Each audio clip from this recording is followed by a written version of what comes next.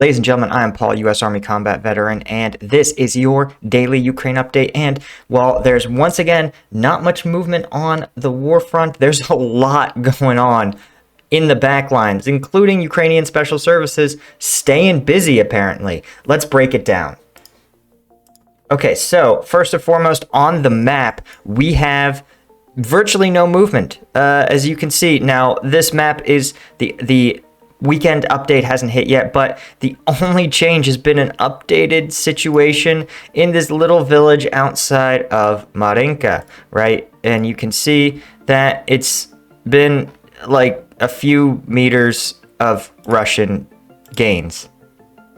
And so when we zoom it out, you realize that, again, as we've talked about, a lot of Russian gains lately really haven't been very strategic. They don't make a lot of sense, right? They could be forming some sort of envelopment here, right? But envelopment of what? These are tiny villages. What are you going to seize? And even if you did, what would the larger goal of seizing this chunk of territory be? It's tough to understand how Russia is thinking. This, of course, front has been frozen in place, Seversk frozen in place. They can't even close this tiny little like salient here despite weeks of trying. It's pretty bizarre. It's not just bizarre that Russia is not really making gains, it's that they're choosing to seize territory without seemingly any big strategic thought, without any sort of larger strategy at work. Of course, the same can probably be said for Kherson, where, as we see, there just hasn't been a lot of movement in the past week, despite ostensibly us always being closer, a major counteroffensive being imminent. We just haven't seen that materialize. And I'm hoping that at some point the Ukrainian Ministry of Defense will hold a press conference and be like, surprise, we're right outside Kherson. But we haven't really seen that yet. So, again, a strange sort of quiet settling over the front, of course.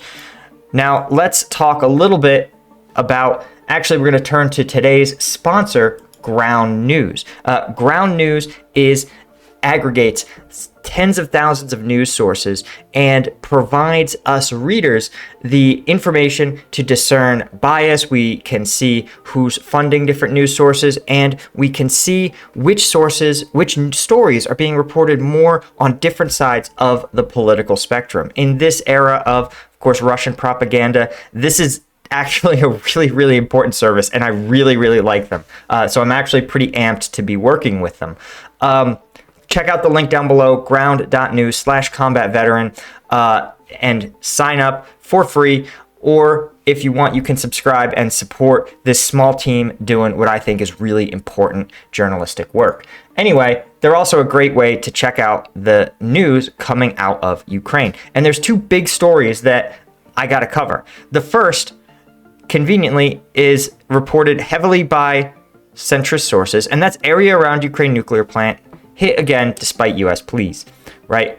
So you can see that total news sources reporting it, left 9, right 4, center 13. So this is something that mainstream news or center-leaning news views as really important. And we can see when we look at the headlines for this individual story, right, we can see, one, there's a quick summary telling us who owns it, what their general commitment to factuality is, and their political bend. Military.com actually is pretty good, but you can also compare and contrast the way the story is being spun, and this is pretty straightforward. You can actually see the phrase "despite U.S. pleas" appear in several of them, right?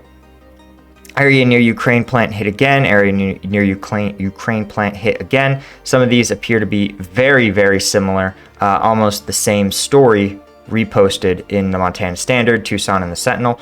But here's what I find most interesting is that what they talk about, they sort of miss all of these stories. I find kind of miss something essential when you triangulate them. And that is that they talk about the shelling of Nikopol on the opposite bank of the river, about 10 kilometers downstream from the plant, came under fire last night But when we look at the map, I also owe you guys an apology. I have been attributing for the past couple days the location of, I'm giving you guys the wrong power plant. There's a coal-fired power plant here that draws on this reservoir, and because of the news stories where they say, oh, the fighting is heavy, it's very contested, it's in danger of being hit, logic tells me that this is the area where for weeks there's been the heaviest fighting. So logically, the power plant there, which actually I think shares the name, is going to be the one that's in grave danger. No, in fact, I was wrong, and my assumptions have made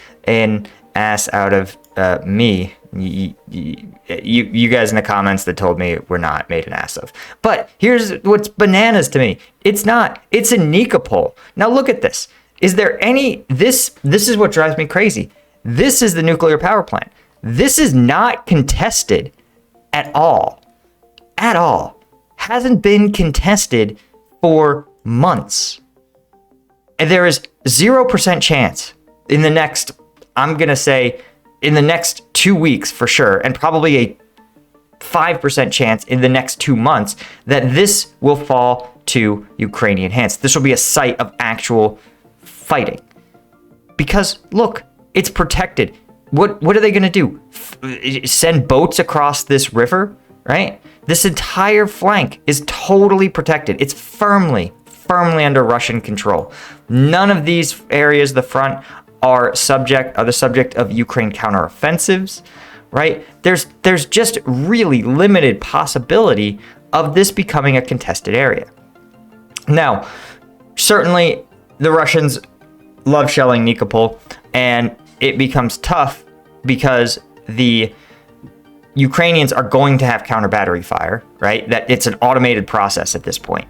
And so it is, one, shelling Nikopol, I think it's a little disingenuous to say it's putting this plant in danger. They're separated by at least 4 kilometers of open water. So I don't think that's fair, right? But this plant is just not in any real danger. And there's really no reason Russia should be launching artillery strikes from this when it has dozens of other locations that can hit Nikopol and these other areas on the far side of this river with artillery, right? Artillery has a 10-kilometer range, so even out here, if you were to position artillery here, you could still probably hit targets over here, or definitely clean up targets down here. So all this to say, there's really no reason there should be any combat taking place anywhere near this. It's just not a contested area. It doesn't have to be militarized. It's been seized. It's firmly in Russian hands. So again, this is one of those stories that when we look, we could see it does reflect a reality. There shouldn't be fighting taking place near that power plant. And that's why I think it's primarily being reported by center-leaning sources, is because this doesn't really have a political bias. It's just common sense, and there's not really a reason that this risk should be happening, right? If you have a dog in the fight and you want one side to win or the other, maybe you believe something else, but anyway, that is my stance on the ZPP. And again, apologies to you guys for giving you the wrong location. Again, sometimes in war, applying common sense is often the first casualty of war. Okay, looking at another story that I think I would be remiss not to cover in the daily update is the assassination of the attempted assassination of ultra-nationalist Alexander Dugin, who sounds like is some sort of like a thinker, someone who creates the ideological justifications for some of Putin's policies and feelings. What's fascinating, so the general story, first off, is that this man, a ultra pro-Russian nationalist ideologue, it's believed that there was an attempt on his life, but instead it killed his daughter because they had switched which car they were using that day. You can see this is being reported most commonly by center and left-leaning sources, just slightly less reported by right-leaning sources. And it's sort of telling, right? Because it's not at all clear. Again, like a lot of war, if you have a firm ideology, it's a little tough to spin this. But this is what I like. You can compare the way the headlines are written, and just join me in seeing how many of the headlines frame this as a murder and how many frame it as a combat event. See, let's start with the top. Left-leaning source, right? Independent News. Russia accuses Ukraine of murdering ultra-nationalist daughter. So they're framing it as a murder. Russian FSB says Ukraine behind murder of ultra-nationalist daughter. The Inquirer, another left-leaning source. Low, mixed factuality.